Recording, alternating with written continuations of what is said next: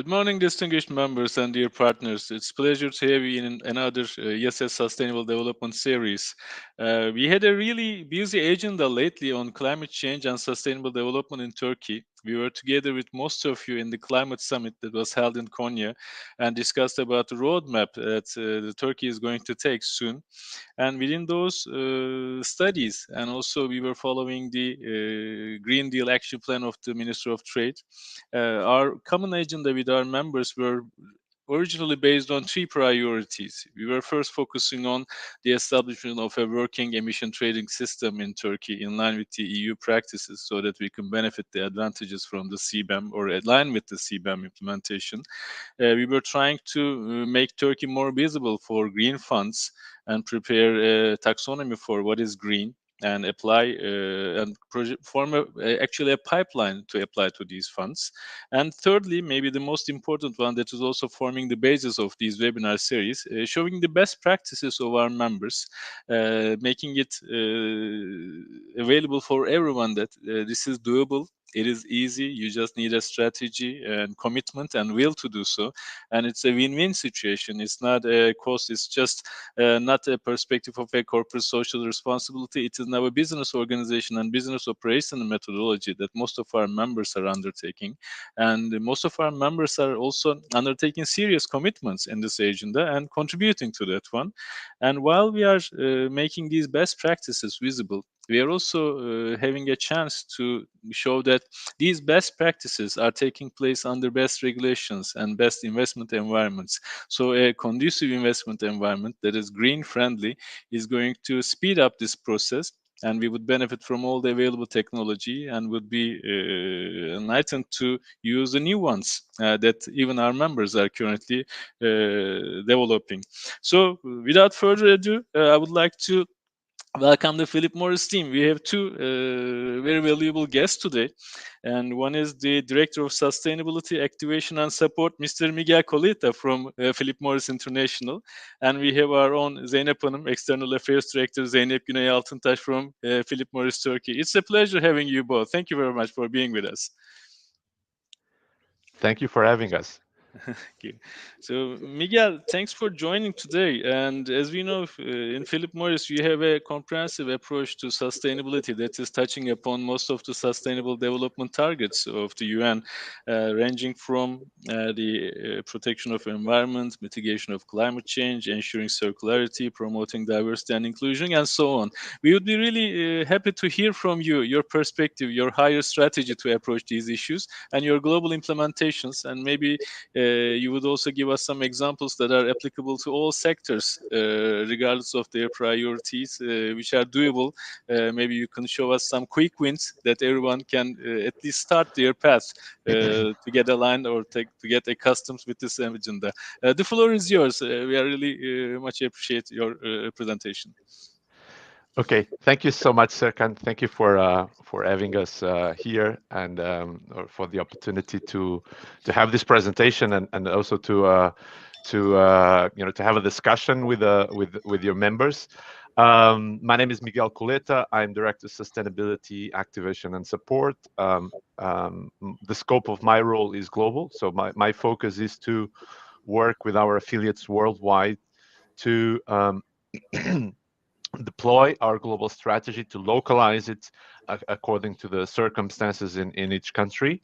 And the focus of my presentation today will be more about the management aspects of sustainability, which I think can is part of those quick wins that you mentioned. So I'll start with the sort of the definition of sustainability for us, and it does encompass not just the classic elements of risk mitigation and compliance and operational efficiency, but also what I would call more the transformation elements. And here I think we need to consider that particularly for big companies and for companies that have big impacts and in the context of these mega trends like climate change, the societal changes that we are all going through, these transformation elements are critically important.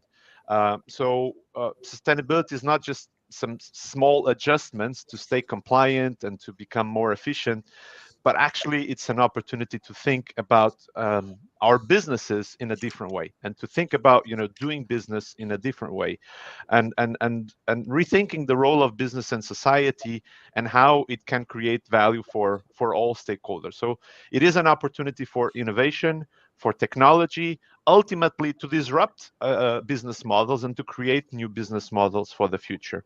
But the most important thing to retain here is that sustainability is business strategy. I've been working in this space for over 10 years, and I think 10 years ago most companies would think about sustainability as, okay, something that we do here, and we have the business here, or something that we do end of the day, after we've sort of dealt with all the pressing questions of the business. End of the day, the CEO or the managing director sits down with his team and talks about some projects. It's not like that anymore. It has to be embedded in those business decisions. His part has to be part of the day to day. So sustainability is business strategy for us. Just a quick overview of PMI, so that you have a notion of what we're talking about when we talk about our management practices and our examples. We are a global company, and therefore we also have global impact. So when we think about our impacts on the world, we need to think global. We're touching the lives of millions of people around the world. We commercialize our products in over 175 countries. We have become famous for the iconic cigarette brands that we have launched in the past, and we are now building our future on smoke-free products, on products that can reduce the harm caused by cigarettes. We already commercialize these products in over 64 countries, and all this is having a lot of complexity to our value chain. So if you think about it, the traditional cigarette business was pretty straightforward: an agricultural product that gets wrapped in paper and ultimately is sold all across the world. Today, we're dealing with electronics, we're dealing with scientific assessment, we're dealing with a whole host of challenges that has fundamentally changed our business. And these challenges are also the opportunities for driving change on a global scale. So let me go back to the idea of sustainability as business strategy, and for this to be real and not just a nice slogan, it has to be really embedded in the company governance and structure. So the same infrastructure that any company uses to govern and to make business decisions needs to be in place for governing sustainability. So for PMI, this starts with a board of directors. We are a public company listed in the New York Stock Exchange. Our board of directors ultimately is the guardian of our strategy. They approve our strategy, and they represent the interest of our shareholders. But from the board of directors all the way to the market management teams, I won't go through this in in detail. It's available in our website, all detail. I will just emphasize some aspects to drive home this idea of sustainability as business strategy. So first, our function, my function, the sustainability central team is sitting under finance. So our boss is the chief financial officer, and this is connected with our idea that sustainability is about strategy and value creation. Then we have really just a relatively small central team that sets strategy, working with the functional leaders in operations, in the commercial functions, in people and culture, in all the business functions. There are sustainability leads that report typically to the head of the function, and they work with us to define the strategy and how it relates to that particular business function. We also have in each of the functions the subject matter experts that are relevant for the topics that are most relevant for that function. So for example, you mentioned climate change and emissions as a critical topic. Our experts on on carbon emissions, on technologies, and all that, they sit within the operations function, because that's where we have the biggest impact. And so we work with the leaders of those functions and with the experts to define the strategy, and then the programs, the initiatives, the embedding in the business decision is driven by the function. So we set the goals, and each member of the senior management team, whether it's operations, whether it's people and culture, whether it's marketing, whether it's a commercial organization, they own those goals and they are responsible for driving implementation.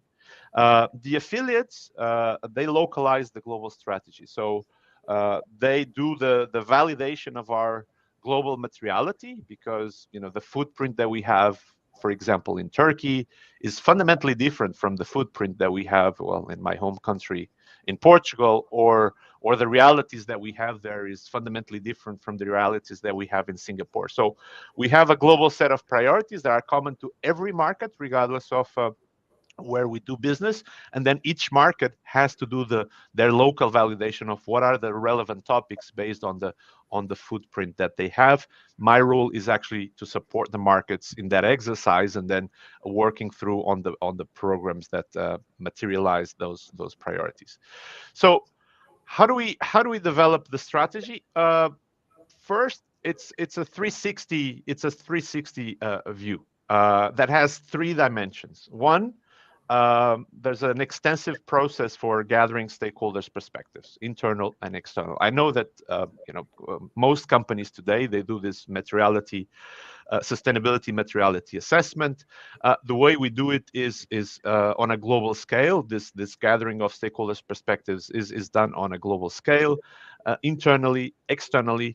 But then we also do an evaluation of our what we call our outward impacts and the inward impact. So we do the double materiality. So we assess to what extent where we are having the biggest impacts, and also where the changes in the outside world and the trends that we see and the conditionings that we see, how they have the potential to impact our business. I won't go into all the details on this, because actually we have very recently published a very detailed report that spells out in all minutiae and detail how we go about this process of gathering stakeholders' perspectives, outward impacts, inward impacts. So it's three dimensions, but this gives us a 360 perspective on the topics that we need to focus on. Obviously, we start with a very comprehensive list of all the potentially relevant ESG topics based on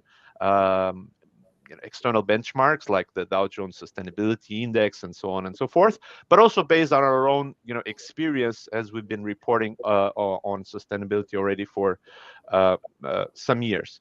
I emphasize the aspect of this materiality report, because transparency is actually, I think it's important for any business, but it's particularly important for us.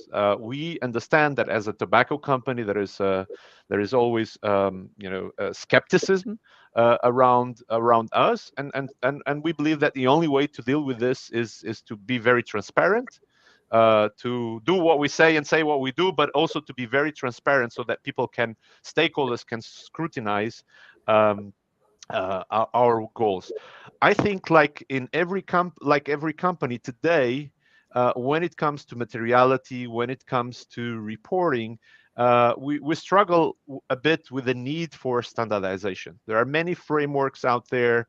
There is the increasing notion that stakeholders, particularly in the financial world, need to have solid data that they can compare across businesses. They need to have very well defined parameters on what is being reported, how is being measured, and so all the reporting that you see from us, from the materiality all the way to our integrated report, reflects already our interest in striving for standardization and for regulation in this space. So you will see this year, when we disclose the integrated report, we have a set of goals. Each goal is linked with a set of KPIs.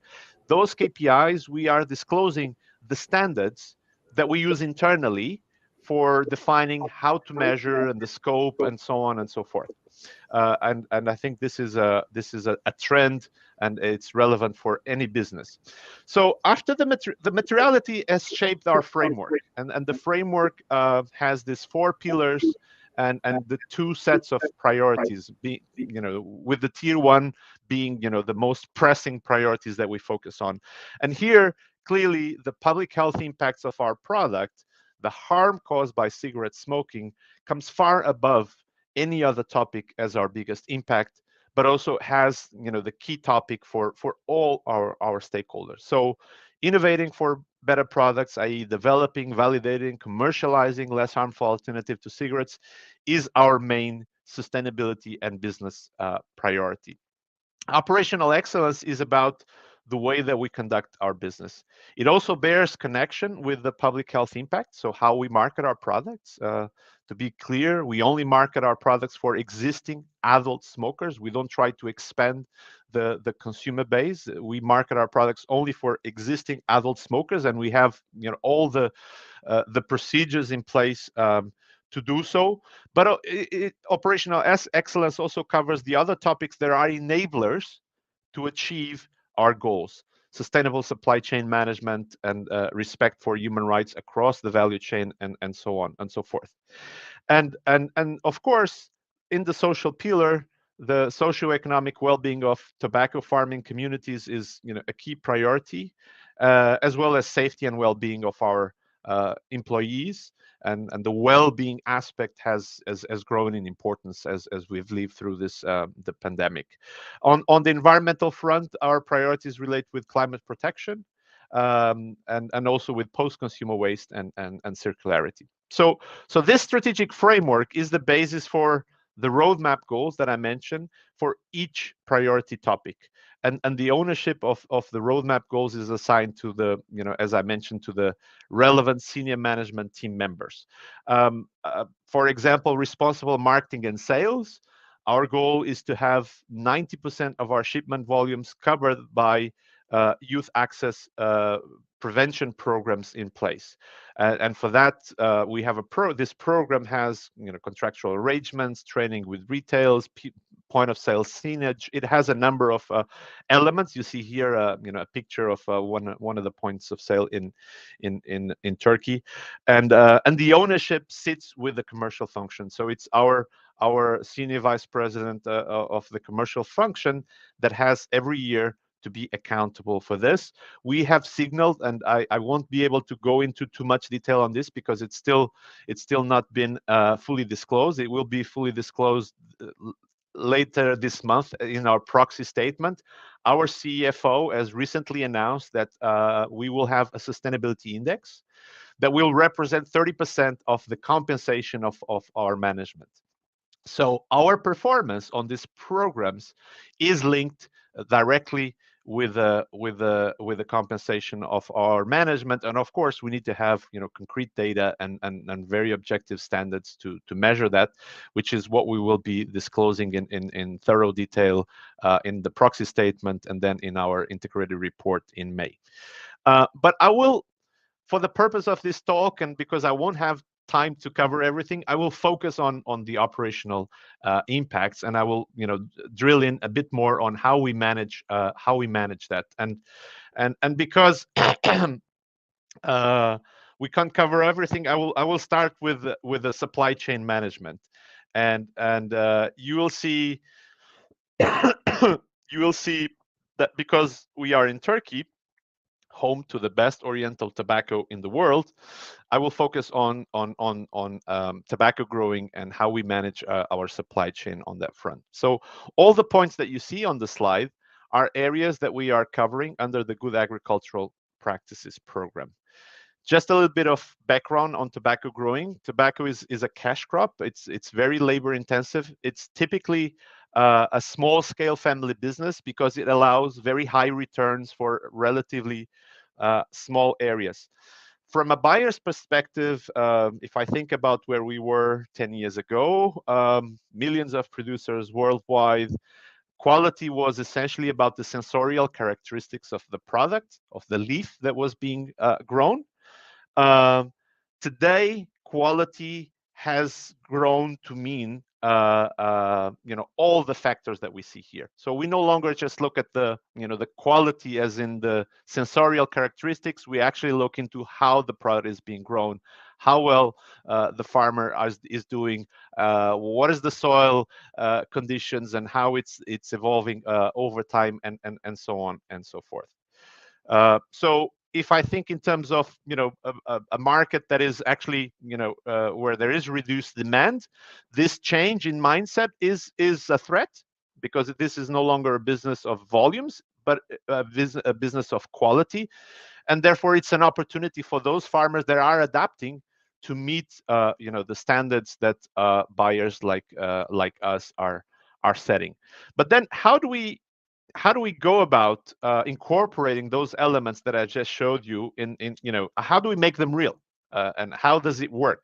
Well, it has to do with contracts. It has to do with being very specific on the expectations, guidelines, training. But the critical element for making it happen is actually the leverage. It's actually the ability to have direct relations with farmers, and therefore by having the ability to say, okay, these are my criteria, let's work together to meet that criteria. This is a conscious shift that has happened in PMI. If I think 10 years ago, we were buying tobacco mostly in the open market. Today, over 90% of the tobacco we purchase is through direct contracts, because without those relationships, we would not be able to really influence what happens on the farm and drive change. For that, we do have a unique infrastructure. You see there 2,675 field technicians worldwide that are working on a day-to-day basis with all the farmers that are growing the tobacco that ultimately we are going to buy. So these field technicians, they are looking into all aspects of production. Has also been a transformation over the last few years. So they're not just agronomists; they have to develop the skills to look into, all the aspects that I mentioned before. And so they're looking at the quality of the leaf, but they're also looking into the fuel that is being used in tobacco curing, and they're also supporting, for example, farmers in diversifying their production. But let's get a bit more concrete and look at the social aspects of the production. We have two key areas of focus. There's more, but these two are ones where we have defined, our core objectives. One relates to the living income, and the other relates to no child labor. This infrastructure that I just described, with the field technicians visiting farms on a regular basis, this enables us to keep track of progress and drive change. The field technicians are on the farm more or less once a month.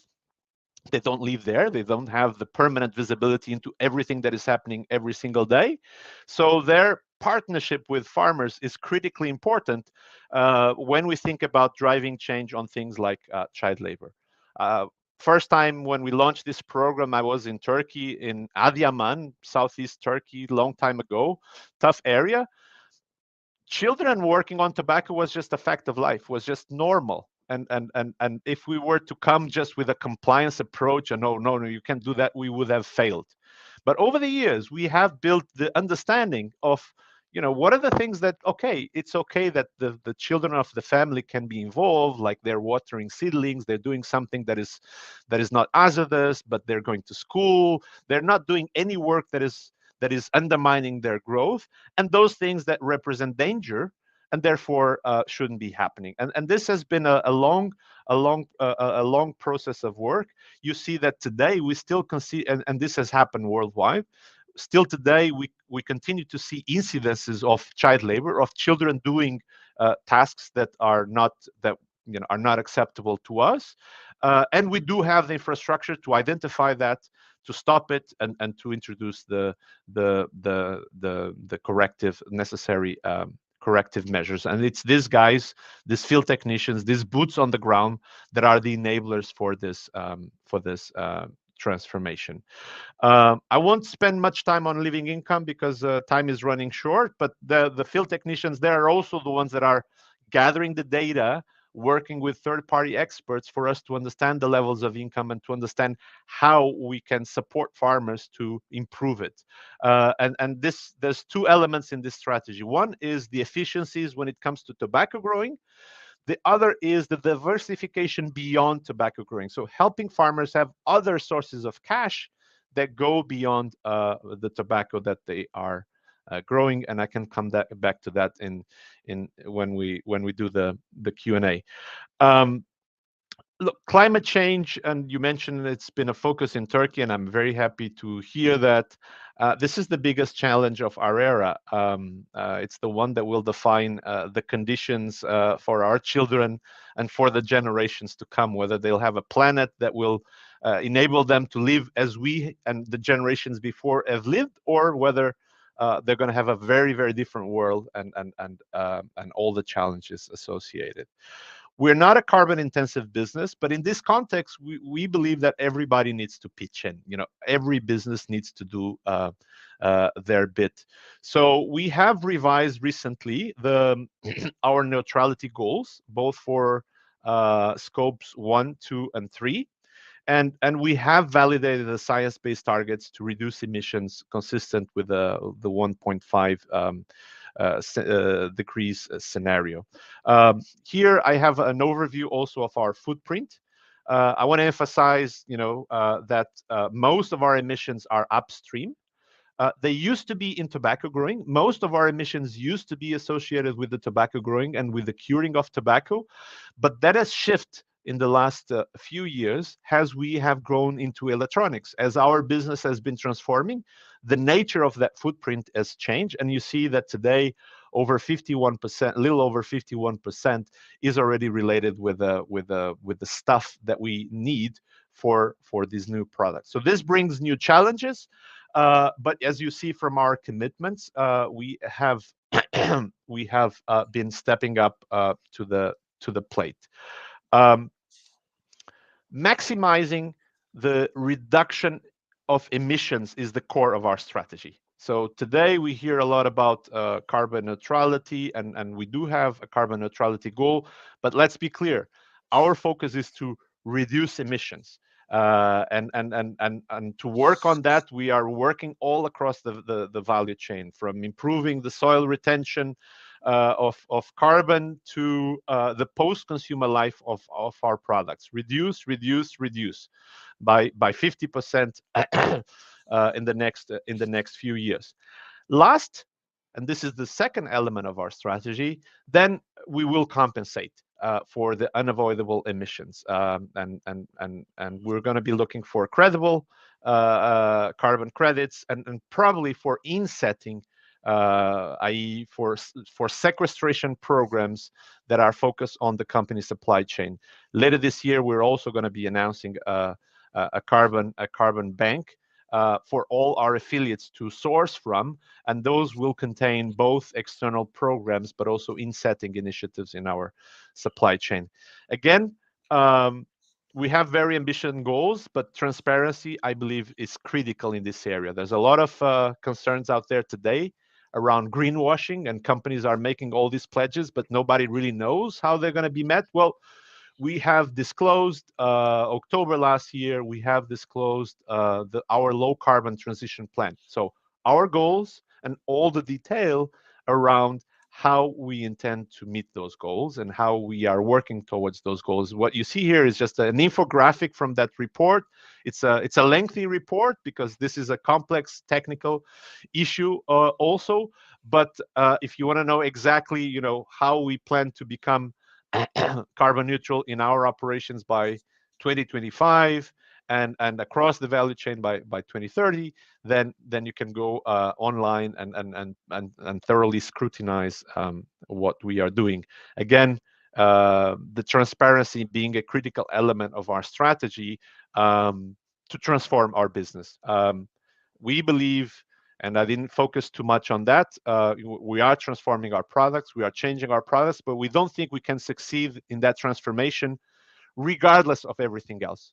Mm-hmm. So everything else that we're doing is critically important for stakeholders, society in general, to have trust into what we're trying to do, with our core impact that is associated with the health of our products.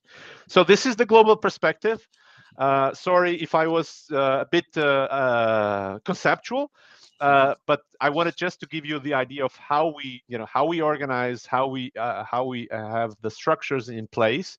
And it's with great pleasure now that I will pass the ball to my colleague Zeynep, who's the sustainability champion in Turkey, and we'll give you a more concrete and more colorful examples of how this materializes in practice, in this case in Turkey. Thank you. Miguel, thank you very much. I think you need to first lay the foundations to develop an organization that is going to follow it. So what you reflected was really important in terms of the sustainability materiality report, the reporting standards. This is one area that we are really focusing on, because there's an evolving and growing criticism about the operations of the companies who stated some emission reduction targets, but doesn't filling up or reaching up to those targets. And actually, there's a fear in the world that whether we are going to be able to do what we say, even we want to. So these mechanisms, those strategies, and the ways of means of doing it, they are really important. And actually, there are some issues that there are some points that is showing direct commitment regarding the commitment of PMI to this issue. And what you pointed out was really interesting. As you said that we are going to hear by the end of the month, but this sustainability index and its reflection and linkages to the compensation, this is a commitment, and this is a good incentive for the company operators also to get a bite with this one. And the carbon credit market, this carbon bank, is really interesting. We would be happy to hear about the details of it, maybe on a different setting and a different agenda. But there are many important things and tools that we are discussing on in your presentation. Thank you very much for it. And without further ado, as you stated, now Zeynep Hanım is going to tell about the reflections of this general strategy on Turkey and Turkish best practices. The floor is yours, Zeynep Hanım. Thank you very much, Serkan Bey. Thank you, Miguel, for the very, very good introduction and putting the framework together.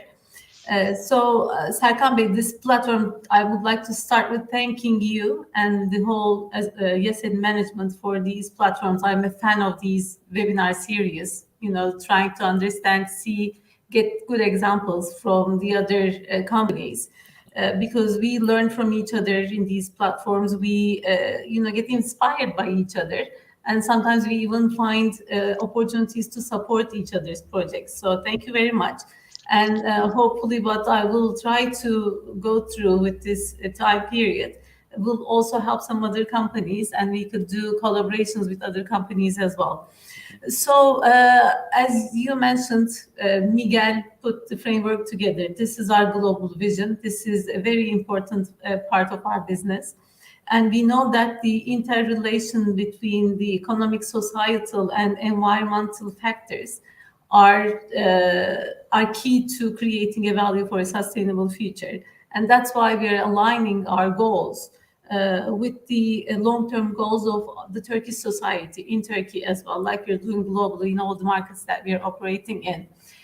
Just to give a bit of an idea about the footprint of Philip Morris International in Turkey, we have invested more than $1.5 billion into Turkey so far. We are in the market for more than 30 years now.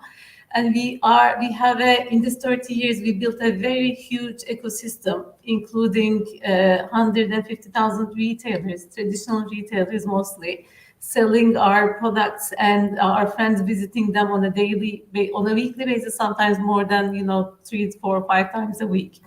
We have the farmers, more than 50,000 farmers in Turkey, tobacco farmers, and we have 5,000 employees, direct or indirectly, in our ecosystem. So we are trying to align all our goals together to build a sustainable future. Our contribution to economy is also significant, I can say that. Just PM Turkey alone is contributing 4% of the government tax revenues. We are exporting to 24 markets from our factory in Izmir. Our factory in Izmir is one of the largest factories of PMI. with one of the highest capacity and usually selected as the best in many aspects within the community.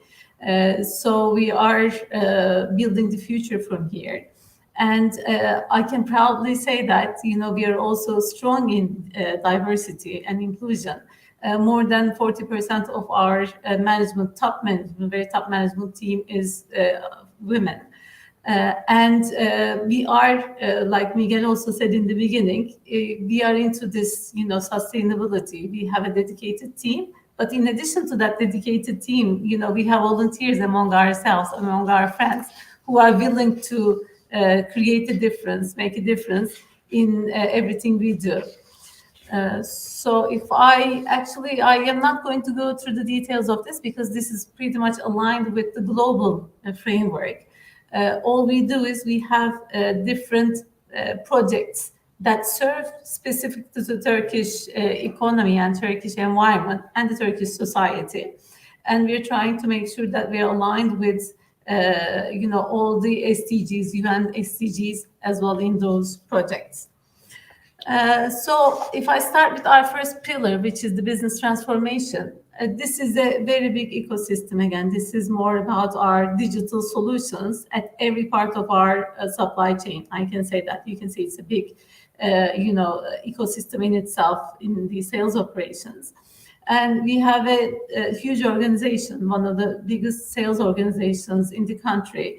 And we make sure that our employees are equipped with all the digital tools, learnings, and everything so we can share it with our communities.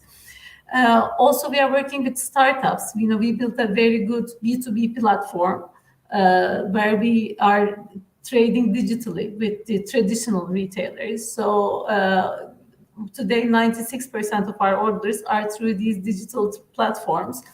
Which you can imagine, all these traditional stores are now using the, digital tools to place their orders, which make them learn more about digital literacy.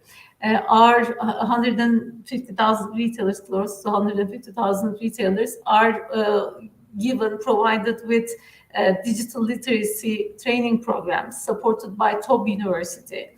And they even got for 57,000 certificates actually from the university. So on one side, it's working for them. It's good for their businesses, the sustainability of their businesses. They can manage their stocks. They can do faster transactions and more efficient transactions. But in addition, while building this platform, we work with startups. And PMI is very much keen in investing into startups as well. And for this, we have, as PMI, put aside a fund for $150 million and investing into businesses, investing into startups globally.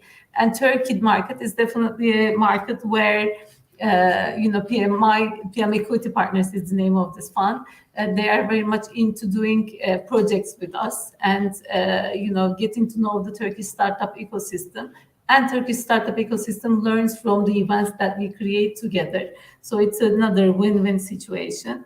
And now we're in this advanced trade operating model, which is based on data.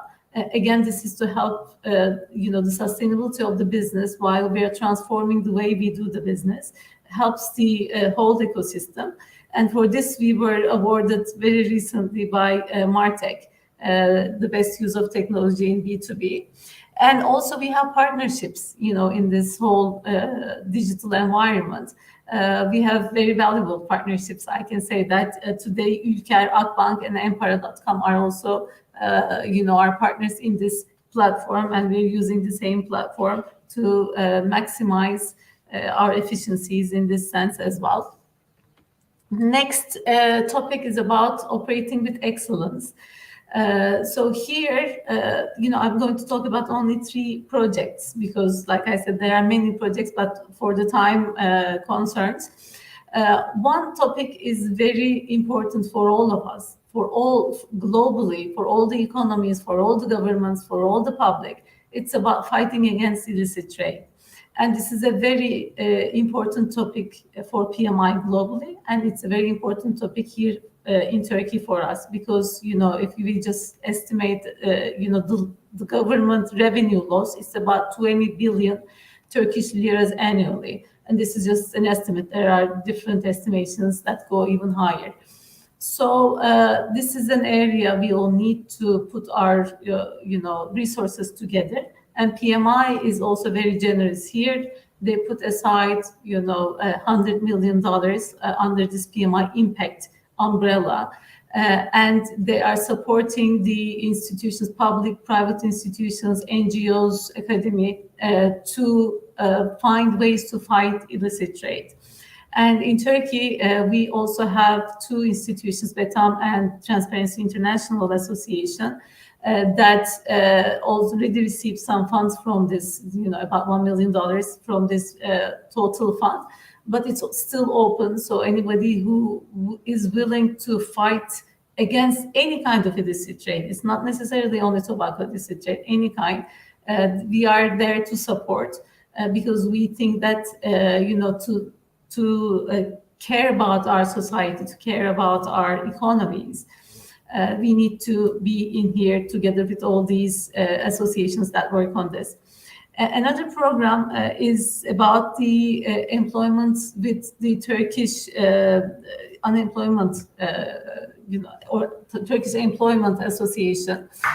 So here we have been working with them since 2016, and what we are trying to do is to make sure that there is a middle management in technical level. So they get to learn the technical aspects of the operations in a factory. So it's for their learning, for their training purposes. But at some points, some of those friends can stay with us, and we continue to work with them at some points. But this is important because they get a full-fledged education in one of the largest industrials in Turkey. The operating model is, Open Plus is our operating model in the factory. And, since 2017, we're improving performance through this sustainable transformation. And the basic principle is simple, actually, 100% employee ownership in everything they do at the factories. And we try to make sure that we have zero loss mentality, which is pretty much aligned with all our sustainability goals here as well.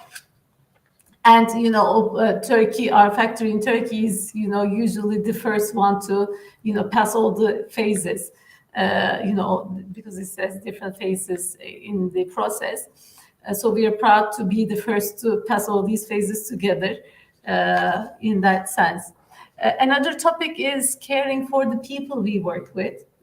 I want to start with our employees first. Obviously, as in any other company, the employees are the biggest assets for all of us, our biggest value.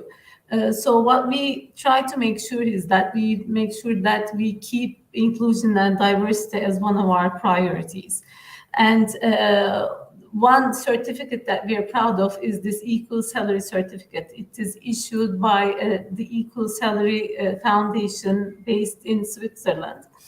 Unfortunately, globally, there is a gap between men and women, doing the same job, but having different compensations, and the gap is usually on the disadvantage of the women. So what we are trying to make sure that this does not happen in any of our affiliates, but not in Turkey either. So Turkey received the Equal Salary Certification, and we are the first company to receive the certification. And we can proudly say that we give the same compensation for the same job, regardless of the gender. But not only the salary, not only the compensation, also the same opportunities to grow in the company, same trainings, same, promotions we can talk about. So this is one thing that we want to make sure that we keep, and this is done by third-party auditors. And this gives us also opportunity to see gaps if there are any, and to even improve. But we want to make sure that we will be keeping this, on our walls as a pride product. And we are also one of the top employers in Turkey since 2016. We just recently got the new one as well, so I won't go into the details of that. As Miguel also mentioned, during this pandemic period, COVID period, the safety of our employees was one of the key aspects.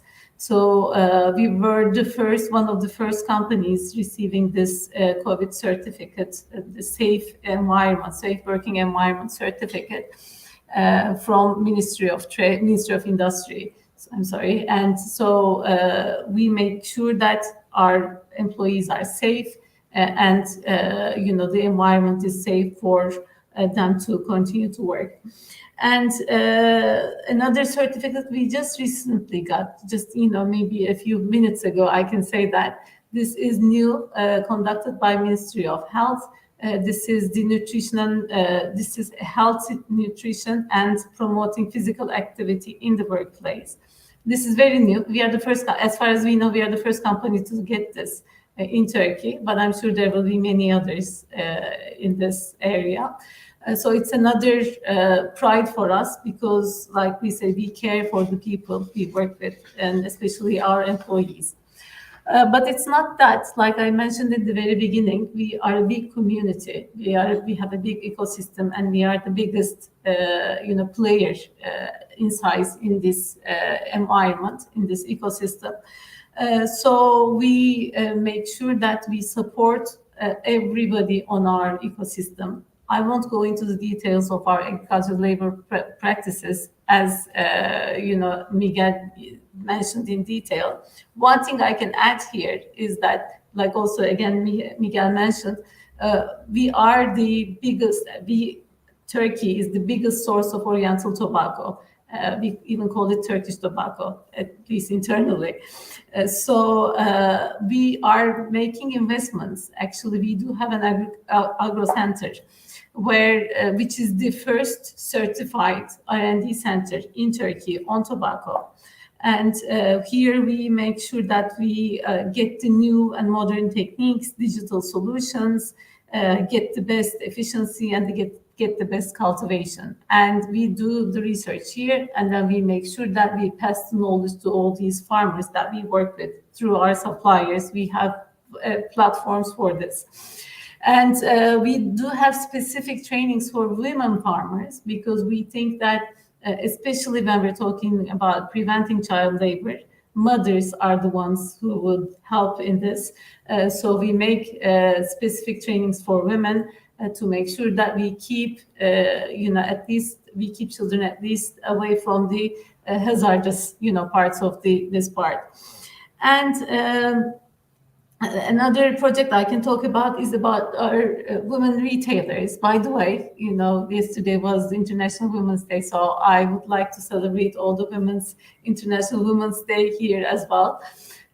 So we want to make sure that women retailers, out of the 150,000 retailers, about 10%, about 15,000 of them are women retailers. So we want to make sure that they stay in business. So we have projects to support. But even before we started those projects, we went to them and asked them what they need to stay in business. And we heard that there are some knowledge gaps that they needed to fill. So we also made sure that they were involved in our training sessions, specific for them and also with all the others. But more importantly, one thing they told us is that because these are traditional stores and they need to go and open their stores, early in the morning, 5 a.m., and they have to stay there until midnight sometimes, they have security concerns while opening their stores or closing their stores. So we worked with an NGO, Kadın Ustalar, and we, created an app, a panic button app for them. Thank God, so far nobody had to use. Only once it was used. But at least they feel safe. If they are in danger, they feel safe. They just push the button, and somebody will be there to help them. The authorities, obviously, will be there to help them.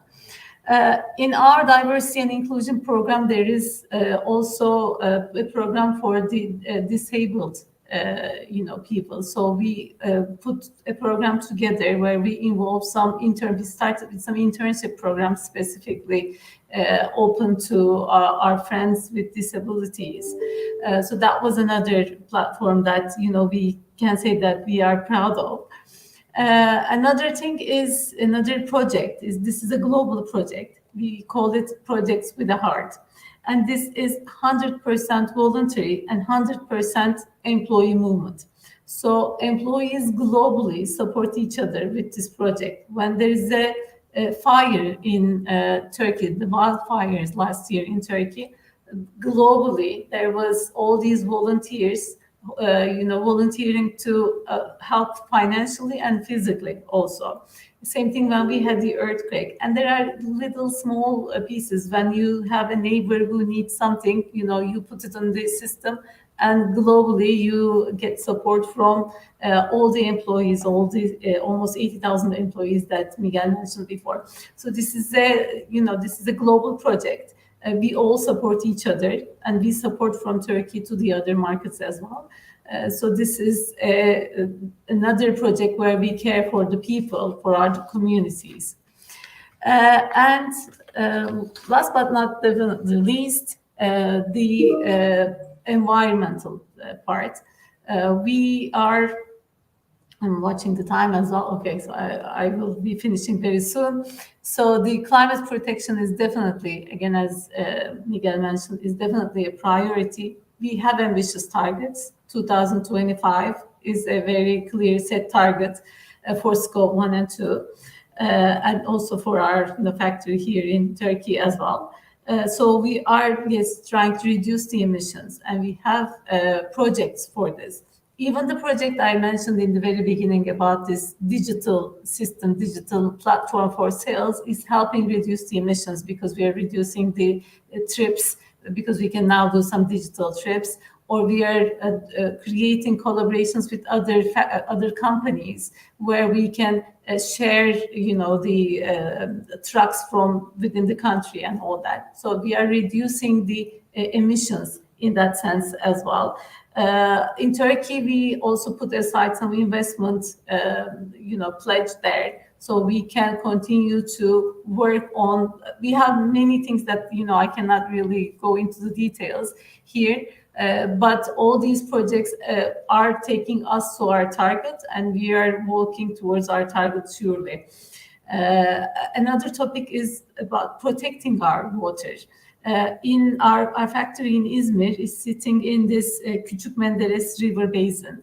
And we are not alone, it's a big river basin, so there are many other companies around it. So what we did is we created a platform where we brought all the stakeholders together, where we can, work all together to protect our water there. And we are continuing to, take lead on that as well. And zero waste, I don't need to say much. We are already recycling 99.9% of our waste. First, the target is to, first what we do is we separate the waste, so it's easier to reuse. We reuse it. If we cannot reuse it, we recycle it.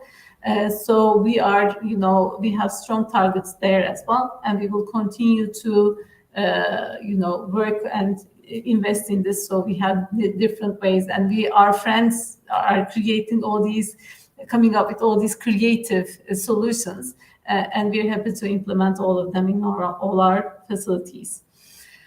And I think I talked too much. So thank you. Yeah. Thank you very much. Especially, there are a few points that you pointed out that we discussed before, like the transforming effect of these companies on their whole value chain. And at the beginning of Commit, I remember that we mentioned about the digital transformation of your suppliers that you initiated, and increasing their digital literacy also, and maybe opening up them for further improvements in their operations when they are that integrated into the digital agenda of today. And this net zero target, including scope 1, 2, is also really important for us.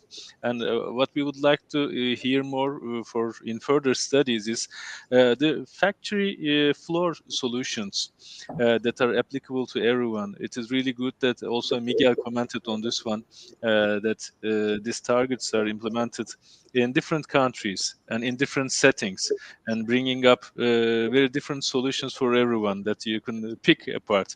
And lately, we focused on even the ROIs of these implementations, and showing them like these inclusions, these improvements are really paying off in such a short time. So these are feasible studies, and we would really be appreciative about any information in these practices at the shop floor in our further communications, and that engineering solutions maybe that are available for everyone in many industries would bring some movement to everyone, kind of a grassroots movements. So Zeynep Hanım, thank you very much for participating in this one, and it was really informative for us to hear about the presence and activities of PMI in Turkey. And before summing up for today's agenda, I would like to give the floor one more time to Miguel for his receiving his closing remarks. Miguel, what can you say at the end? Look, I just want to thank you for having me and for having us here. It's been a pleasure. Well, maybe you just gave me an idea, because you were mentioning carbon and shop floor solutions, and let me just share an example with you, because I think this is an area where collaboration among companies can go a long way. We're looking into technology solutions to reduce emissions, and for example, changing the ways that we generate steam in factories, so things that are specific to our business. But typically we are our factories are located in industrial areas where there are other companies that have common mindset. They're sharing the same things, and for example, in Mexico, the our manufacturing center there is carbon neutral already, and it will be carbon positive very soon, thanks to collaboration. Because through this collaboration, we identified the possibility of deploying a technology solution where we're actually going to be capturing carbon and generating CO2 that is going to be used by a well-known beverage company that is also, based in that same industrial area. So we're actually going to become carbon positive, i.e., we're going to be storing more carbon than we are emitting, because it was possible through this collaboration to create an economic model where we store the carbon and in the form of CO2, and it's going to be used commercially by another company. Every location will have different setups, different challenges, but we do see a lot of opportunity around the world for collaboration among like-minded companies. So I think with that I close, and I want to thank you again for inviting because us. you raised upon so important point that we will not be able to close, but let's make another session to discuss these, because we are also aware that this industrial symbiosis received a new attention with this green agenda. Just like you stated, there are many companies that are cooperating in the organized industrial zones, and possibilities are vast.